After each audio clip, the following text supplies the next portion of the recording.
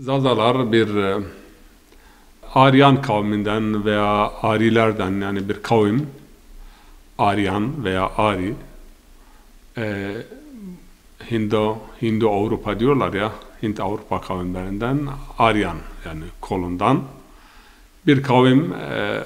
21 kavim var yani, veya 21 dil var bu grup içerisinde. Zazaca da o dillerden bir tanesi. Zazaca Part dilinden ayrılma ve bugün dil bilimcilerin ifadesiyle Parçanın varisi Zazacadır. Zazaca'nın Parçanın Avrupa'yı diller üzerinde etkisi büyük ölçüdedir. Birkaç örnek size verdim, hatırlıyorsunuz. Bugün dahi Almanca'da birçok kelime vardır köken itibariyle. İngilizce'de, Almanca'da. Biraz daha geriye döndüğümüz zaman Zazaca'yla ve daha ileride parçayla aynı kökte buluştuğunu görüyoruz. Mesela Eisen demir demek. Biz de Asen diyoruz. İngilizce'de mesela holy mukaddes demek, yani sağlıklı. Whole bizde de iyi, sağlıklı. Yani buna benzer saz, mesela tuz anlamında, salt veya saz. Birçok kelime var. Ne kadar geri gidersek kelimeler o oranda çoğalıyor. Zazalar Türkiye'de genellikle yaşıyorlar. Yani 6 milyon, 5 milyon ile 7 milyon arasında bir tahmin yapılıyor. Gürcistan'da vardırlar. Irak'ın bazı köylerinde, Suriye'de ve hatta Filistin'de ben araştırdım. Zaza boyları vardır, Zazalar vardır. Hatta Mağrib'ten yayın yapan bir televizyon var, Arapça Zaza televizyonu. Beytü Zaza var Filistin'de, yani Zaza evi veya işte Zaza ailesi anlamında. Dağılmış durumdalar ama çoğunluk Türkiye'de Tunceli, Bingöl, Elazığ, Diyarbakır, Adıyaman, Siverek, ta Sivas, Tokat, yani topografisi de yapılmıştır. Arkadaşlarımız Munih Üniversitesi'nden Zaza topografisini yapmışlar. Nerede Zazalar vardır? Tabii ki akraba oldukları kavimler vardır. Kurmançlar birinci derecede geliyor. Ondan sonra Havramaniler birinci derecede. Sengiseri ve Hazar Denizi sahillerindeki kavimler, onlar da parçadan, yani dilleri türemiştir. Kurmançlarla Kürt mü kendi başına müstakil bir millet mi, bunun tartışması çok yapılıyor. Benim şahsi kanaatim, yani Zazalar önce kendi dillerini öğrenmeli, kendi kültürlerini öğrenmeli, çünkü dil kaybolma tehlikesiyle. Ondan sonra kendisini nasıl hissediyorsa, nasıl ifade ediyorsa o şekilde ifade etsin. Dayatmalar olmamalı, politik ve siyasi dayatmalar olmamalı. Dil, kültürel ve tabiri caizse ontolojik bir yaklaşım sergilemek lazım. Zazaca dediğimiz gibi Farsça ile Kürtçe ile aralarında çok müşterek kelimeler vardır. Ancak bazı hususlarda hem Farsçadan hem Kürtçeden ayrılıyor. O da zamirler ve fiillerin dişi ve erkekliği konusunda. Zazaca'da her şey ya dişidir ya erkektir. Fiiller de dişil veya eril olarak, yani erkek ve dişi olarak ayrılıyor. Yani bir gelme fiilinden gelenin kadın mı erkek mi olduğu anlaşılıyor. Bu özellik Kürtçe'de veya Farsça'da yoktur. Zamirler vardır Kürtçe'de. Farsça'da erkek zamir ve kadın zamir ayrımı yapılmıyor. Kürtçe'de zamir farkı vardır ama Zazaca'da hem zamirler ve hem de fiiller, hatta yardımcı fiiller dahi, modal verb deniliyor Almanca'da. Onlar dahi dişil veya eril olarak ikiye ayrılıyor. Bu özelliğiyle de farklı bir yapı sergiliyor. Zazaca ile benzeşen diller arasında öncelikle Farsçayı ve Kürtçeyi mi sayabiliriz, yoksa bunun haricindeki diller neler? Öncelikle talişi var. Tat Talişi, Simnani veya Sengiseri deniliyor, Mazenderani. Bu diller birinci derecede akraba dillerdir ve bunlara işte Deylem dilleri de deniliyor. Zaten Zazalara Kürtler ve Arapların söylediği isim Deylemi, Dimli diyorlar, Deylemi. Yani Deylem mıntıkasından gelenler, Deylemiler. Deylemiler dünyanın birçok yerine de dağılmışlardır. Irak'ta da, Yemen'de de Deylemiler var. Bir zamanlar oralar tamamen İran, Pers İmparatorluğu'nun, Sasani'nin hakimiyetinde olduğu için Hazar Denizi sahillerinden oraya giden Deylemiler çok güçlü ve yaygın, yani bir familya ve ayrıca yaygın bir soyadı. Deylemiler her tarafta vardır.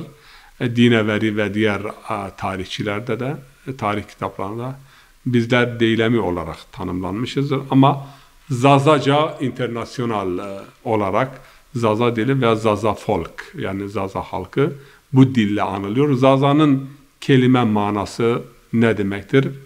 Za aslında zade demek. Yani evladı, ibn Arapçada. Za'nın çocukları. Çünkü benzeri ifadeler Afganistan'da da var. Ahmed Zey, Ahmet'in çocukları. Barik Zey, Barik'in çocukları. Yani Zey veya Zazey, Zaza. İkinci Za, doğrulanlar.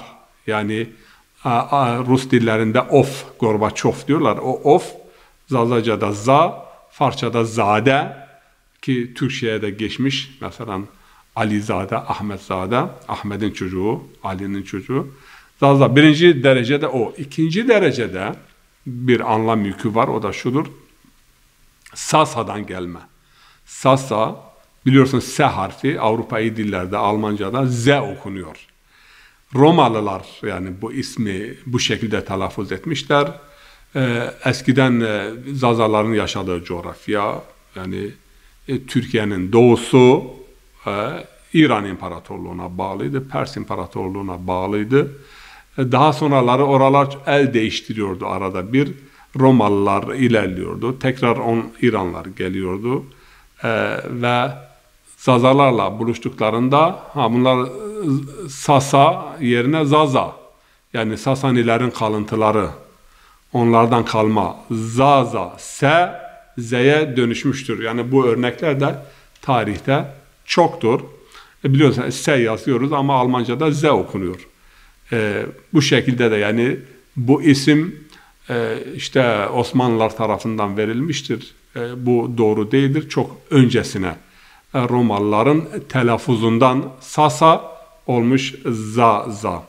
Nitekim Darius, yani İran kralı, bir sütun yazıtlarında yazıyor. İşte ben 32 milletin kralıyım. Bu milletler sayıldığında Dicle Fırat'ın işte doğu sahillerinde yaşayan Zazanaların da kralıyım. Oradan da, yani Zazalardan bahsediliyor. Ancak ben dil bilimcisi olmam hasebiyle ve Afganistan, Tacikistan yöresinden verdiğim örneklerle Ahmedzay, Celalzay, Zazay, yani filan kesin çocukları anlamında, o anlamın dil açısından daha isabetli olduğu kanaatindeyim. Şahsi kanaatim. Belki de Zaza, Sasa, işte Romalılar, yani Zaza. Bunlar da Sasalardan kalma, Sasanilerden kalma. Minorski, Rus tarihçi ve şarkiyatçı, Moğollardan kaçmış ve Anadolu'ya gelmişlerdir. Asıl memleketleri Hazar Denizi'nin sahilleri diyor. Ve bir ikinci rivayete göre, hatta 3 rivayet, Ali Buye devleti, Ali Buyeler aşağı yukarı 920'lerden 1020'ye kadar, 1050'ye kadar, yani yaklaşık 120-130 sene Bağdat'ı kontrolünde tutan, Deylemiler tarafından kurulan ve hilafeti kendi etkisi altında tutan bir hanedan. Bu hanedan daha sonra Selçuklular ve Kürtlerin de işbirliğiyle, Türklerin de işbirliğiyle yıkıldı. O yıkımdan sonra Zazalar Bağdat'tan, Kerkük'ten yavaş yavaş Adıyaman'a ve Anadolu'ya geldiler. Yani Doğu Anadolu'ya. Bu rivayete var ama bir sütun yazıtlarındaki açıklamaya bakarsak ben şu milletlerin kralıyım. İşte Zazanalar da var. Onlar da işte Dicle Fırat nehirleri kenarında, sahillerinde yaşayan, ona baktığımız zaman 2500 senedir buralarda yaşıyorlar. Fakat bir sosyolojik tespit var. Zazalar dillerini, kültürlerini niye yazıya dökmediler? Yeni işte 50-60 senedir ilk yazıtlar Mevlid-i Şerif var, yani Ahmed-i Hasi adındaki bir adamın, sonra Rusya'daki Zaza esirlerin kayıtları var Rus bilim adamları elinde. Birinci Dünya Savaşı'nda. Bunun dışında niye kayda geçmemişler? Bu da şunu gösteriyor ki bir gün döneceğiz. Memleketimize döneceğiz. Dönüş yapacağız.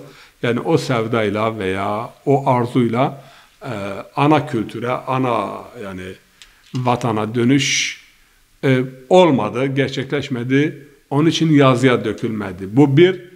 İkinci bir husus da Zazaların büyük bir kısmının Ehl-i Beyt taraftarı olması. Yani büyük bir kısmı Alevi olması bugünkü anlamıyla yani anlaşılan Alevilik değil. Yani Ehl-i Beyt mensubu ve Ehl-i Beyt'in İslam yorumuyla hareket etmelerinden dolayı kendilerine feza ve ortam daraltılmıştır. Daha fazla Kürtçenin yani etkisinde Zazalar kalmış. Medreselerde Kürdi bir eğitim verilmiştir ve Zazalar da yani Kürtlerle bir integrasyon, ama Kürtler Osmanlı İmparatorluğu'nun yanında yer aldıkları için İdrisi, Bitlisi vesaire Zazalar bu konuda mahrumiyetler yaşadılar. Kültürel olarak imkan tanınmadı. Onun için alanları daraltıldı. Kurmanş dediğimiz taife veya kavim Kürtlerin bir boyu, bunlar daha etkin oldular. Yani kültürde, dilde ve edebiyatta Zazalar da büyük ölçüde onların etkisinde kaldı. Hatta mesela Zazaca mevlütlerin olmasına rağmen genelde Mevlid-i Şerifler verildiğinde Kürtçe mevlüt okunuyor. Son dönemlerde Zazalar hep Şah İsmail ile, İran ile bir dayanışma içerisinde olmuşlar. Bunu unutmayalım ki Şah İsmail'i iktidara getirenler Tokat, Sivas, Erzincan, Tunceli, işte Alevileri. Rahat Çamuroğlu'nun mesela kitabı var. O diyor ki Akkoyunlu Devleti ile Şah İsmail savaştığında Bingöl'den, o zamanlar Çabakçur yani Livasından 2000 eli silah tutan insan Şah İsmail'in yardımına gidiyor. Yani bu Safevilerle dayanışma, Şah İsmail'in Anadolu'daki Alevilerin desteğiyle iktidara gelmesi ve Erdebil takyesinin Anadolu üzerindeki etkisinden dolayı ve Çaldıran Savaşı'ndan sonra genel olarak Zazalar bir baskı ve bir kısıtlamaya tabi tutuldu. Birçok haktan ve hukuktan mahrum kaldılar. Zazaların yarısı Alevidir, yarısı da Şafii'dir. Ama tarihine baktığımız zaman bunu bilmemiz lazım. Eğer deylemi esas alırsak İmam Zeyd'in evlatları kanalıyla Zazalar İslam'ı kabul etmişlerdir. Ehl-i Beyt kanalıyla. Kürtler, yani kurmanç kesim, Kürtlerin kurmanç kesimi Mervanilerin eliyle. Çünkü Mervan, ikinci Mervan onların yeğeniydi. Mervaniler ve Mervaniler aracılığıyla Müslüman olmuşlardır. Buna baktığımız zaman ilk zaten Ehl-i Beyt nezaretinde kurulan devlet İmam Zeyd'in evlatları tarafından Hazar Denizi sahillerinde orada kurulmuştur. Oradan destek vermişlerdir. Neden oralar? Çünkü Araplar Elburz dağlarını aşıp oralara ulaşamamışlardı. Çok sarp dağlar, 4000 metre yükseklikteki dağlar ve daima karla kaplı. Arap oraya ulaşamadığı için ve yapılan zulümlerden dolayı Zazalar Ehl-i Beyt'e kucak açmışlardır. Ali Buye Devleti ilk olarak yani İmam Hüseyin'in türbesini inşa eden, Aşura merasimlerinin resmi bir şekilde yapılmasına imkan veren, ama bunu da hemen ifade etmek lazım ki Ali Buye Devleti zamanında bütün mezhepler, bütün gruplar tam bir bağımsızlık içerisinde yaşıyorlar. İlmi inkişaf her alanda oldu. Büyük bir ilmi inkişaf, bunu tarihle ilgilenenler, İslam'ın ilim tarihiyle ilgilenenler bakabilirler. Bütün mezheplere, bütün fikirlere fırsat tanındı. Yani bir liberal, akademik ortam oluştuğu için her mezhepten alimler kendilerini gösterdiler. Daha sonra baskılar artınca Zazaların bir kısmı Ehl-i Beyt fıkhına ve mezhebine en yakın olan Şafiiliği seçmiş durumdadır. İmam Şafii'nin de tabii ki İmam Ali hakkında söyledikleri belli, onu vasi olarak kabul ediyor ve onun muhabbeti ve Ehl-i Beyt'in muhabbetinin vücubu üzerinde, farziyeti üzerinde duruyor. Eğer Ehl-i Beyt'i sevmek rafizilik ise alem şahit olsun, ben de rafizilerdenim. Sen niye hep onlardan ilim alıyorsun diyen mahkemedeki yani sorguya hep Ehl-i Beyt'ten niye naklediyorsun, onlardan almayıp da kimden alayım diye beyanları vardır. Bugün yani baktığımız zaman tabi Hanefi şeyler de vardır. Hanefi zazalar da vardır. Bunlar Siverek, Urfa, o yöredeki zazalar Hanefidir. Hanefi zazalar kendilerini dimli olarak yani adlandırıyorlar ve kırdasi kelimesini ise kurmancılar için kullanıyorlar. Ama Şafiiler yani Bingöl, Elazığ yöresindekiler dil olarak zaza ifadesini kullanıyorlar. Ama şey olarak kavim olarak Kürd. Yani Kürd, diğerleri ise kurmanç. Kürd o kurmanç bu gibi ifadeler. Biraz burada yani bir çelişki söz konusu. Aynı zamanda Dersim yöresindeki Zaza kendisini Kırmanç olarak tanımlıyor. O uluslararası eğitim, öğretim kurumlarının tanımlamalarına baktığımız zaman Kürt eşittir Kurmanç. Yani Anadolu'da Kürtleşen Zaza nüfusu var mı, yok mu? Vardır. Nasıl Kürtleşiyorlar? Dediğimiz Osmanlı döneminde mesela benim bugün cuma namazına beraber olduğumuz Muşlu arkadaşımız vardı diyor. Benim dedelerimiz Zazaca konuşuyorlar ama biz bugün artık Zazaca bilmiyoruz. Kürtleştik yani Mutki, Bitlis, Muş. Zaza yöresi eskiden daha geniş bir alandı ama Kürtleşme, Osmanlı'nın verdiği imkanlar, medrese imkanları, tedrisat imkanı, efendime söyleyeyim, bundan dolayı Kürtleşme yani... Osmanlı Zazaların Kürtleşmesini mi uygun gördü, yoksa Kürtlere verilen imkanlar nispetinde Zazalar yavaş yavaş Kürtleşti mi? Her ikisi de, hem imkanlar verildi hem de Zazaların Kürtleşmesi. Neden? Çünkü Zazaların Kürtleşmesi oranında Safevilerden ve Erdebil'den kopma durumu söz konusu. Zazaca bilmek insana ne gibi avantajlar sağlar? Dil konusunda çok önemli avantajlar farz edelim. Mesela dişil erkeklikten bahsettik. Arapça öğrenen birisi mesela Zaza gramerini bildiği zaman bu dişil eril konularda Arapçadaki o hususu daha iyi kavrar, daha rahat kavrar. Farsça öğrenimine gelince tabii ki Farsça ile Zazaca arasında müşterek kelime çoktur. Kurmancı dediğimiz veya Kürtçe olarak da ifade edilen dil ile Zazaca arasında da tabii ki ortak kelime çoktur. Onun için Zazalar büyük bir çoğunluğu Kürtçeyi rahat konuşuyor. Kısa bir zamanda Farsçayı öğreniyorlardı, çabuk öğreniyorlardı. Bu da büyük bir imkan ve imtiyaz. Hatta Avrupa'yı dilleri de yani dil konusunda bir yetenek. Bunu hemen söyleyeyim. 2 dilli veya 3 dilli büyüyen insanlar bir 4. dili veya 5. dili daha çabuk öğrenir. Zazalarda genelde 2 dilli, eski yaşlılarımız hepsi aşağı yukarı 3 dilli idiler. Tabii ki bazı 2 dilli büyüyorlardı, Türkçe biliyorlardı, Kürtçe biliyorlardı, Zazaca biliyorlardı. Tabii ki ne kadar insan farklı dil bilirse o kadar çabuk 3. 4. bir dili daha rahat öğrenebilir ama Zazaca'nın buna katkısı vardır. Peki ana dilde eğitimle ilgili ev, sokak ve okulun önemi nedir, etkileri nelerdir? Zaten bizim dilimiz sineden sineye gelmiş, göğüsten göğüse gelmiştir. Şimdiye kadar bir ne yazı olmuştur ne kitap, ama bu son 10 sene içerisinde bayağı kitap yazıldı. Bayağı şiir divanları yazıldı. Zazalar yani bir kendisini görme fırsatı yakaladılar. Hakikaten belki diyebilirim o kadar divan bu 10 sene içerisinde yazıldı. Başka dillerde 50 senede yazılmayan, 100 senede yazılmayan kitaplar yazıldı.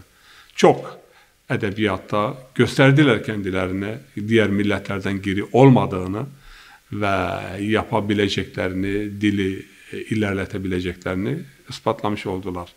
Bu bir tabii ki şimdi eğitim konusunda, seçmeli ders konusunda çalışmalar var.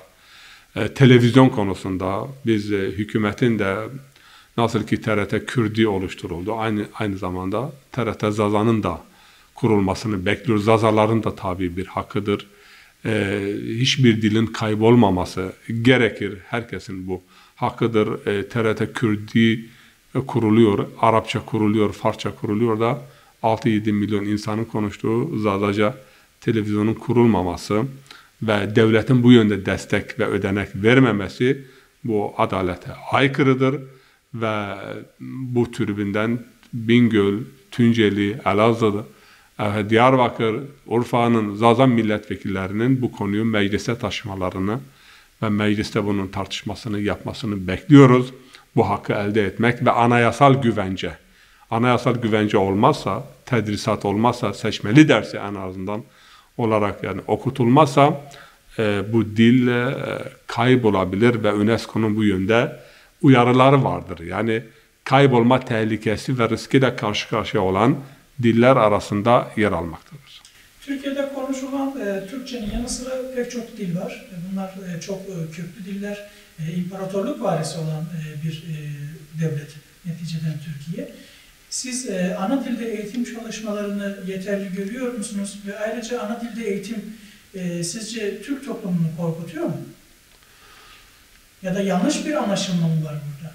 Ana dil deyince Türkçenin yanına ya da Türkçenin paralelinde bir dil mi anlaşılıyor? Anlaşılan nedir? Türkiye Cumhuriyeti kurulduğu zaman biliyorsunuz ki o Atatürk ilke ve inkılapları var ve tek tip insan yetiştirme eğilimi bu herkesçe malum.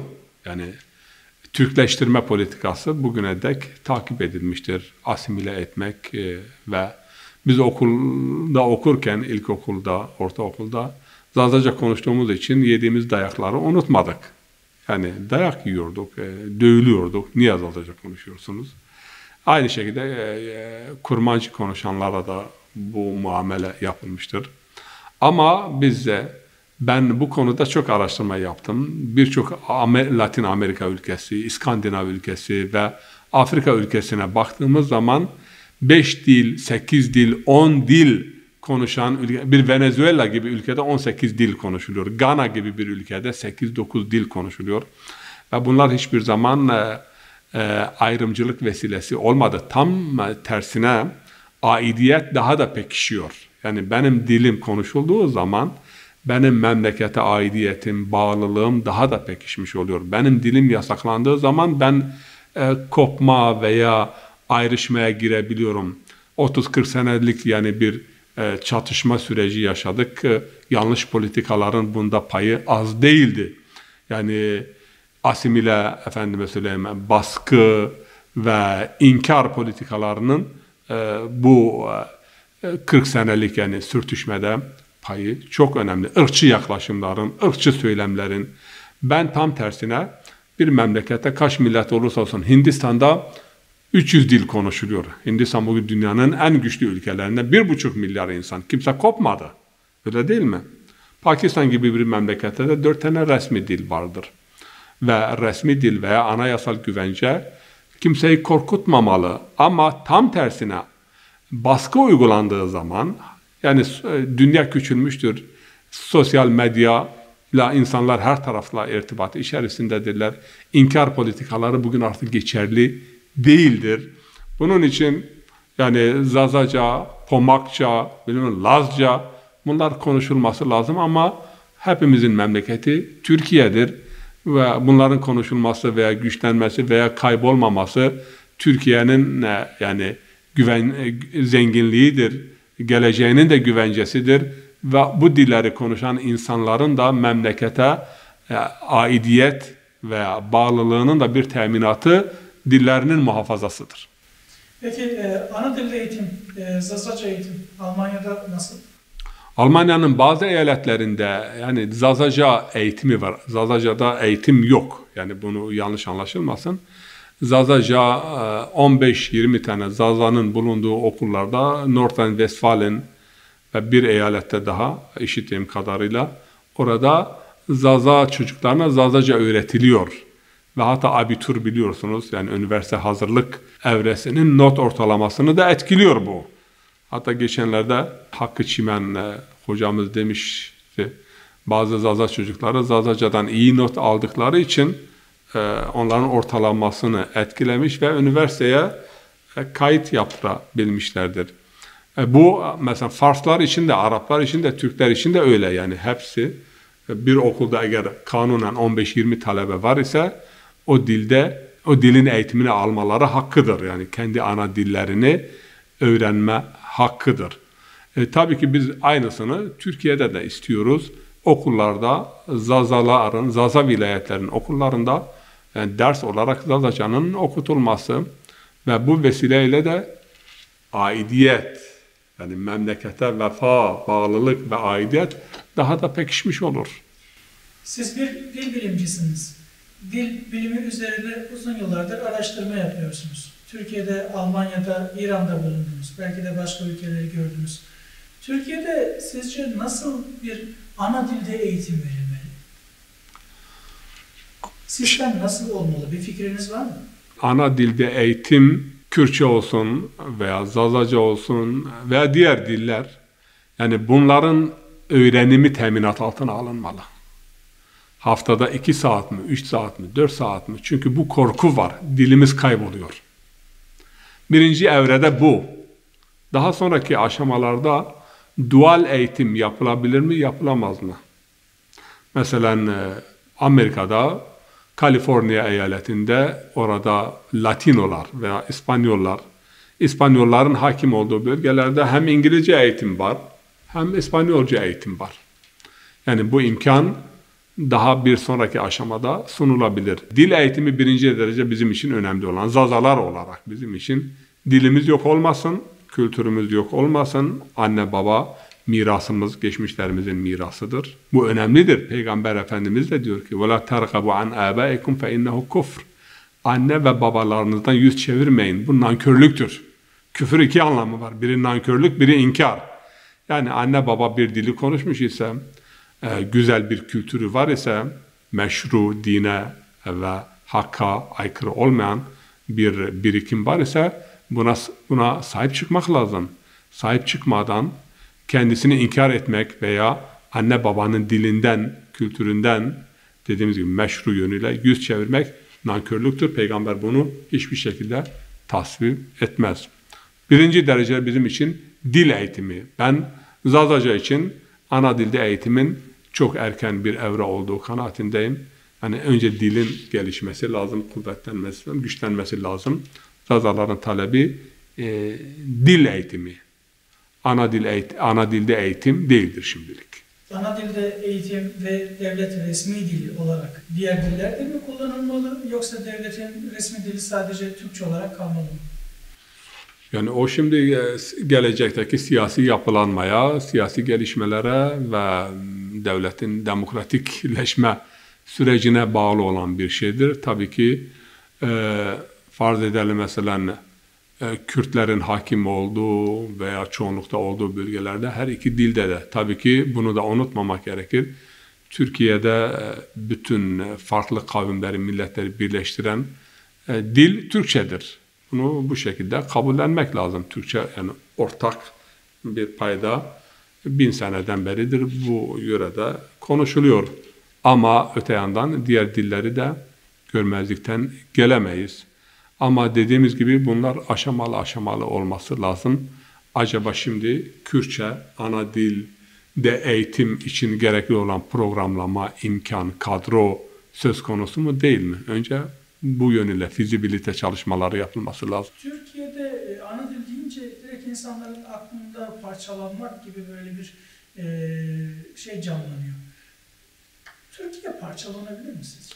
Hiçbir şekilde ve surette nasıl parçalanır? Yani Batı Anadolu'da yaşayan Kürtlerin sayısı Doğu'da yaşayanlardan daha fazladır. Geçen bir gazetede bir başlık görmüştüm. Yani Kürtlerin en büyük şehri İstanbul. İstanbul'da 5 milyondan fazla. İzmir'de hakeza, Ankara'da, yani Batı'da yaşayan o kadar iç içe girmiş ki nasıl parçalarsınız bunu?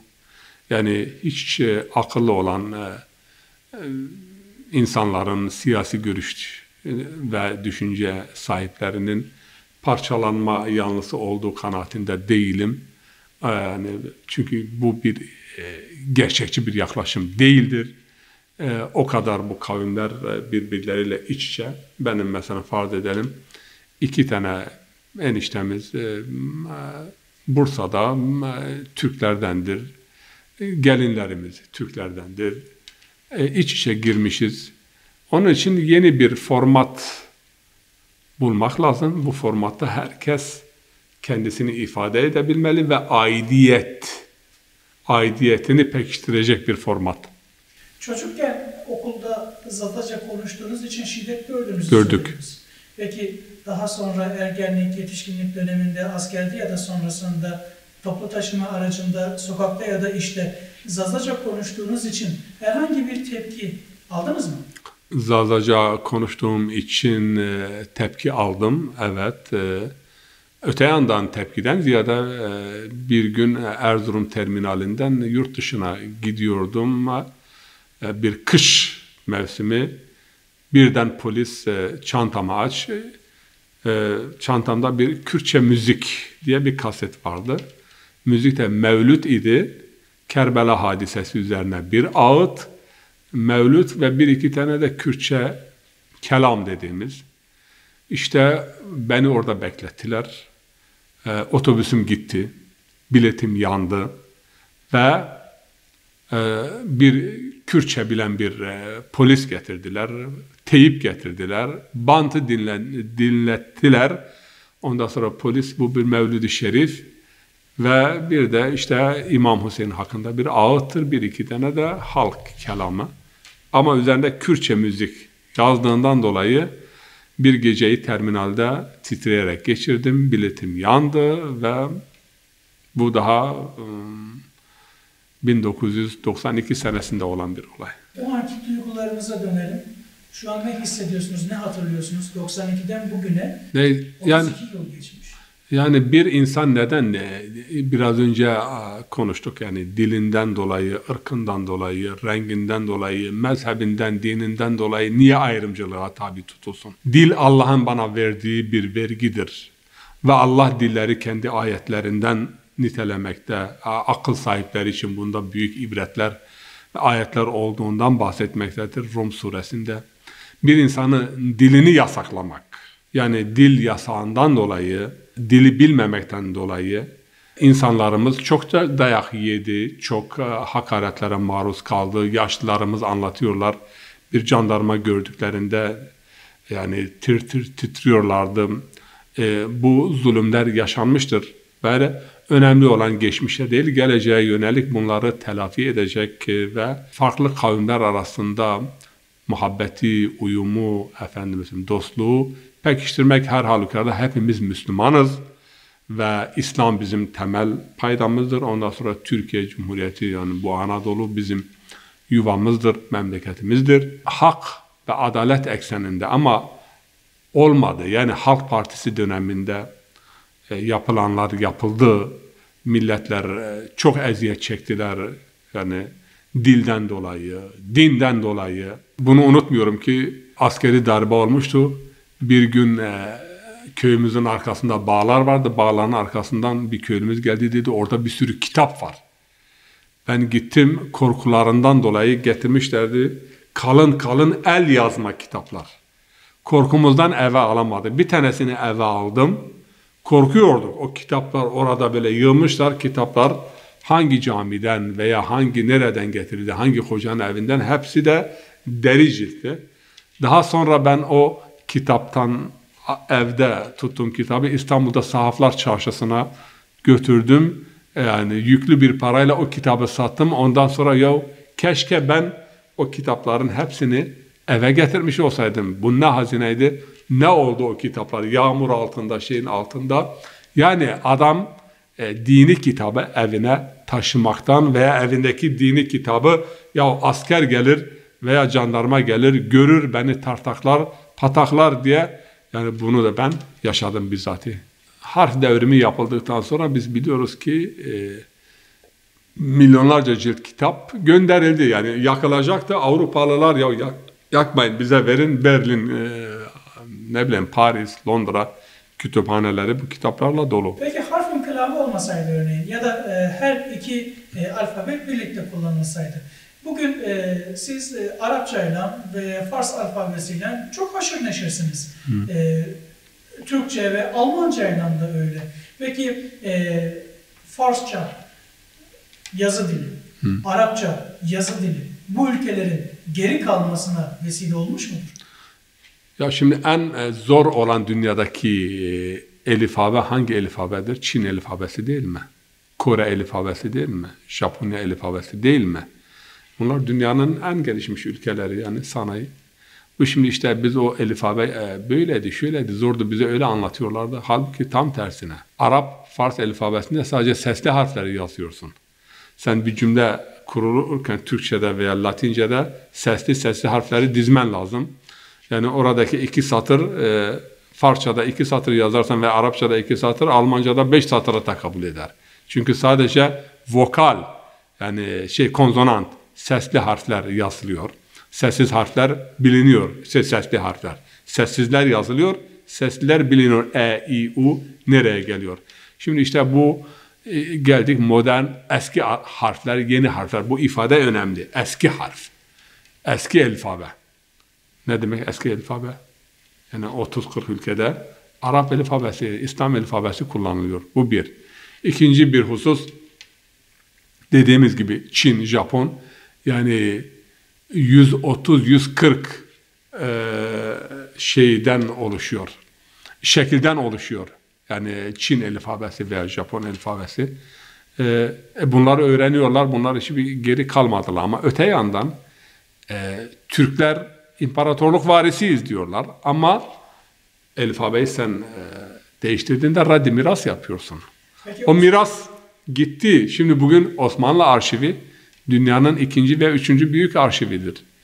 3-4 milyon kitap ve 250 milyon senet orada, belge orada, tapu orada. Yani belge var. Dünyanın en zengin şeylerinden biridir. Arşivlerinden biri. Diğer taraftan bir millet kültürel olarak bir elfabe değişimiyle sıfırlanıyor.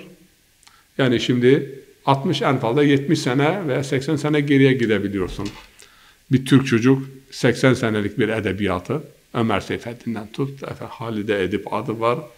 Onların eserleri, hatta İstiklal Marşı'nı dahi anlamayacak bir nesille karşıyayız. Ama öte yandan bir Farisi, Rudeki veya Sadi veya Hafız veya Mevlana'nın şiirlerini rahatlıkla okuyabiliyor. Yani 700-800 sene gerisine gidebiliyor. Bir Yunanlı 2000 sene gerisine gidebiliyor yani. Türkiye toplumuna Osmanlıca öğrenmeyi tavsiye eder misiniz? Alfabeyi öğrendikten sonra bu yazıyı rahatlıkla okuyup anlayabilir mi? Ya bir toplumun kendi geçmişiyle ve kendi geçmiş mirasıyla irtibat sağlayabilecek tüm metotları, vesileleri ben tasvip ediyorum. Zazaca ile Kürtçe arasındaki benzerliklerle değinebilir misiniz? Yani çok mudur, az mıdır? Epey. Peki Türkçe ile benzerliği var mı? Yani Türkçe ile olan benzerliği Türk diline geçen Arapça ve Farsça sözcüklerle alakalı değil. Bunun yanı sıra bir benzerlik var. Zazaca'dan Türkçe'ye geçen çok kelime var. P ile başlayan bilhassa. Evet. Çünkü Türkçe'de aslında P var. P. P ile başlayan ve P, ama bunun dışında da ben bir araştırma yapmıştım. Yani 350-400'e yakın kelime kökeni Part olan, Zazaca olan, Aryani olan ve Türkçe'ye geçen kelime vardır. O şekilde mesela Türkçeden de Zazaca'ya geçen kelime vardır. Ama yapısal olarak bir benzerlik yok. Grameri tamamen farklı. Gramer tamamen farklı. Peki, Zazaları özel kılan özellikler neler? Yani Zaza'yı farklı kılan, diğer milletlerden ayıran özellikleri. Ya onlar da iki gözlü, iki kulak. Zazalar misafirperverdirler, cesurdurlar. Rahat bir yere gittiği zaman çalışkandır, çabalar. Ziya Gökalp herhalde diyor ki gittikleri yerde çabuk dil öğrenirler ve uyum sağlama konusunda daha esnektirler. Dayanışmaları iyidir. Hamburg şehrinde 3 tane cami var, Zazaların çoğunlukta olduğu ve bir cenaze merasimi veya bir düğün veya bir hadise olursa el ele verirler, yani sosyal dayanışmaları iyidir. Dediğim gibi namus mefhumu büyük bir önem arz eder. Farz edelim mesela cenaze merasimlerinde insanlar geldiğinde konuşuyoruz bazen. Çoğunluk Zaza mıdır dediği Zazaca konuşuyoruz. Ama eğer Kürtler, Türkler varsa biz diğer milletlere çok saygılıyız. Ve aynı saygıyı da diğerlerinden de bekliyoruz. Peki, örneğin Türkiye'de Zazaların yoğun olarak yaşamış olduğu bir bölgede Cuma'ya gittiniz diyelim, Zazaca hutbe ile karşılaşmak size neler hissettirirdi? Hani aitlikten bahsettiniz. Kendi memleketimde olduğumu hissediyorum. Tabii. Bunu daha önce yaşadınız mı? Hiç Zazaca hutbe şimdiye kadar ben dinlemedim. Yani köyün yarısı Zazaca, belki Türkçe anlamıyordu ama hutbe daima Türkçe. Vaaz Zazaca olmuştur ama hutbe her daim Türkçe olmuştur. Zazaca basın yayın, bu da mı yeni başladı? Yenidir. Peki neden? Yani Zazalar sadece Türkiye'de yaşamadılar. Dünyanın pek çok bölgesinde yaşayan Zazalar olduğunu bahsediyoruz. Çoğunluk Türkiye'de. Gürcistan'da var, Ermenistan'da var. Yani diğer dillerde yayınlar var. Avrupa dillerinden yayınlar var. Yani bugün Türkiye'de onların günlük gazetelerini dahi okuyabiliyorsunuz. Almanya'da Türkçe gazeteler olduğu gibi. Yani burada merkezi Almanya'da olanlardan bahsetmiyorum. Türkiye merkezli olup Almanya baskısını yapıyor. Sizin yaşınız daha küçük. Onun için belki hatırlamıyorsunuz. Turgut Özal gelmeden önce müzik dahi yasaktı. Yani hem Kürtçe hem Zazaca müzik dahi yasaktı. Yani insanlar gizlice dinliyorlardı. Veya geceleri hatırlıyorum İrevan radyosundan Kürtçe müzik dinliyorlardı. Veya Urumya radyosundan Kürtçe müzik dinleniyordu. Veya Bağdat radyosundan Kürtçe müzik dinleniyordu. Kürtçe müzik yoktu. Bu Özal'dan sonra, yani Özal gelince işte müziği serbest bıraktı 90'lı yıllarda. Zaten basın yayını zaten yasaktı. Yani hem Kürtçe hem Zazaca yasaktı. 2 tane tavsiyem var gençler için. Birisi eğitim, öğretime veya mesleğe yönelmeleri. Yani bir gençliğini boşuna geçirmemeli, heba etmemeli. Dünyası için, ahiret için yani yatırım yapması lazım. Bu bir. İkinci bir hususta çok daha önemli. Zazaların yaşadığı bölgelerde 1-2 kötü hastalık var. Yani sosyal hastalık. Uyuşturucu. Uyuşturucu en fazla Zaza üçgeninde orada tüketiliyor, üretiliyor, satılıyor. Diyarbakır, Bingöl, Elazığ, yani o yörede daima biz işitiyoruz güvenlik güçleri işte kaç milyon kök esrar, eroin, kenevir bilmiyorum işte imha edildi. Bu uyuşturucu ticareti olsun, kullanımı olsun maalesef gençlerimiz için ciddi bir tehdittir. Öte yandan Avrupa'daki gençlerden bir kısmı kumar alışkanlığı veya diğer kahve, kumar ve uyuşturucu. Bu hususlardan gençlerimizin, insanlarımızın uzak durmasını tavsiye ediyorum. Yaşlılarımızdan bazıları dahi kahvehaneden ve kahvehanelerden dolayı veya aileyi ihmal etmekten dolayı sıkıntılar yaşıyorlar. ciddi ailevi sorunlar vardır. Ahlak, ilim ve adalet ekseninde bütün insanlarımızın, Türküyle, Kürdüyle, bilhassa da mensubu bulunduğumuz zazaların bu eksende hareket etmelerini bekliyoruz. İlginç, yani Almanya'da bir olaya tanık olduk. Bugün arkadaşlarla konuşuyoruz. Zazaca birkaç arkadaş namaza gelmişti. Gençler namaza daha fazla önem veriyorlar. Gençler, camilere gittiğimiz zaman genç daha fazla. Yaşlılar, orta yaşlılar 50'nin üzerinde, 60-70, onlarda zaaf var. Halbuki mezara daha yaklaşmışlar. Daha fazla kendilerine gelmeleri gerekirken camiye baktım bugün. Mesela genç, yaşlı veya orta yaşlara göre çok çok daha fazladır. Avrupa'daki orta yaşlarımız veya yaşlarımız gençlere iyi örnek olamadılar. Hiçbir konuda, ne dini konuda ne eğitim konusunda, hep kafalarında çalış, kısa yoldan para kazan, memlekette işte daire yapalım, kat alalım, apartman alalım, bu şu, aldın bıraktın oraya, genç buradadır. Hiçbirisi oraya gitmiyor. Buraya yönelik yatırım yapmadılar. Yani kafaların kerpiçlerini yerleştirmek yerine onlara toprak kerpiç, ev, kerpiç ev ve piriket ev kurmayı tercih ettiler. Yani kafalarını onarsınlar. Kafalarının kerpiçlerini yerli yerine koysunlar, gerisini bıraksınlar yani. Bu imkanlardan Almanya'da, Avrupa'da imkanlar çoktur. Biraz çırpınan, biraz çaba gösteren insanlara kapılar açılır. Zazaların milli bayramı var mı? Milli bir şenlik var, bayram da demeyelim, yani Gagan dediğimiz yılbaşı şenliği gibi bir şey. Aralık ayının sonlarına doğru işte bir gece, kış mevsiminin başlamasıyla birlikte yaşlı bir figür yaparlar. Ondan sonra bir şeyler toplanır. Yani Gagan diyorlar. Hatta bazıları Nikolaos o Gagan'dan alınma. Yaşlı bir adam işte ev dolaşıyor. Gelini vardır. Bazen kaçırıyorlar. O kızıyor, öfkeleniyor ve tekrar getiriyorlar. Evden bir şeyler topluyor.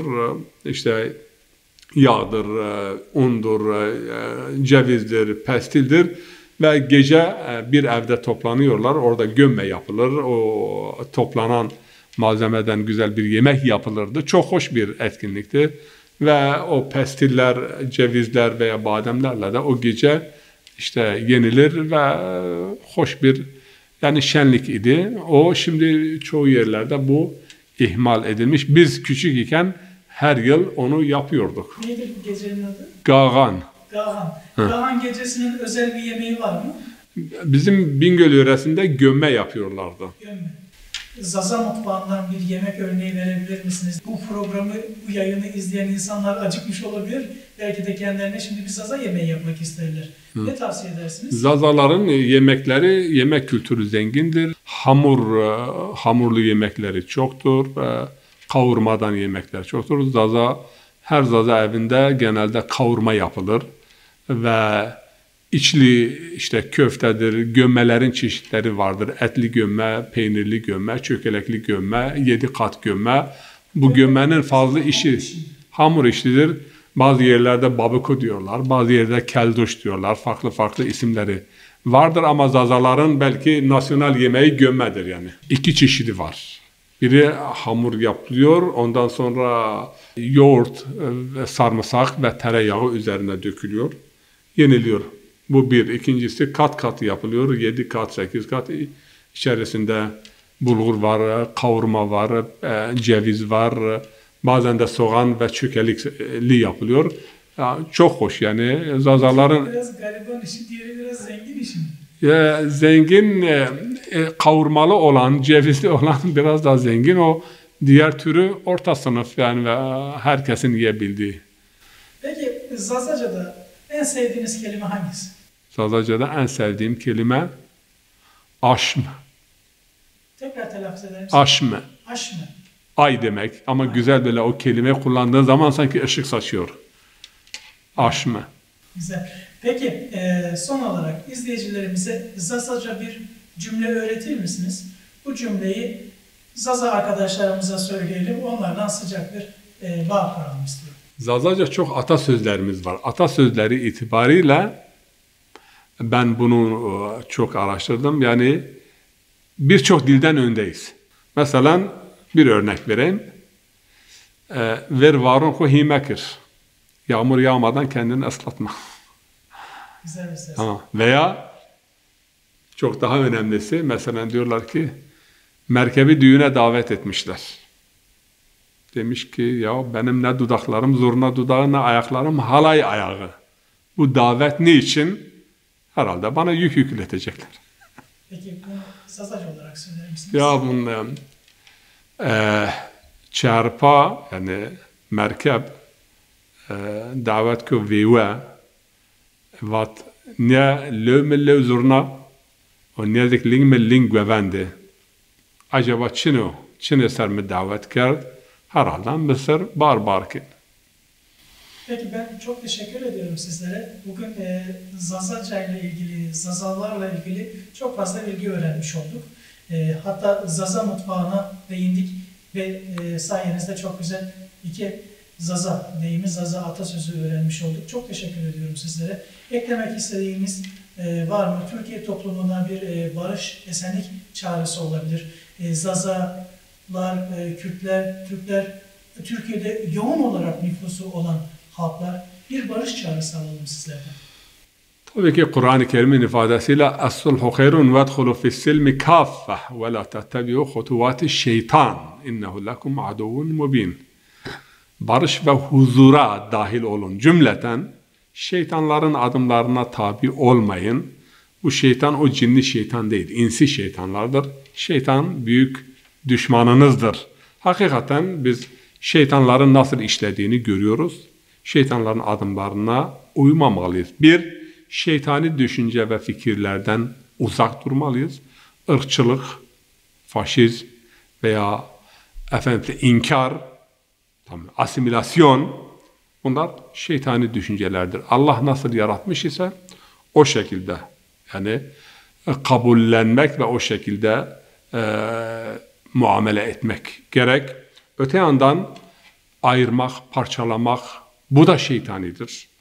Ve parçalayıcı yaklaşımların arkasında kimlerin olduğunu da çok iyi biliyoruz. Onun ne Türk'e ne Kürt'e yani acıdığını veya ne Kürt'ün, ne Türk'ün, ne Zaza'nın, ne Pomak'ın dostu olmadığını bilmemiz lazım. Ve es-sulhu hayrun. Barış iyidir. Kardeşlik, esenlik, bu memleket güzel bir memlekettir. Türkiye coğrafyası itibariyle hakikaten cennet mekandır. Dünyanın en güzel ülkelerinden bir ülke. Epey gezmişim. En güzel ülkelerden biridir. Kavimlerin farklılığı zenginliktir. Kimse Türkiye'yi parçalayamaz ve parçalama edebiyatını da bir kenara bırakmamız lazım. Bazen de işte bekadır, parçalanmaktır. Bunun siyasi emellere, siyasi ihtiraslara malzeme kılındığını görüyoruz. Yeter artık kan ve gözyaşı dursun. Barış ve huzur içerisinde bu memleket tüm yaşayanları için yeterli bir memlekettir.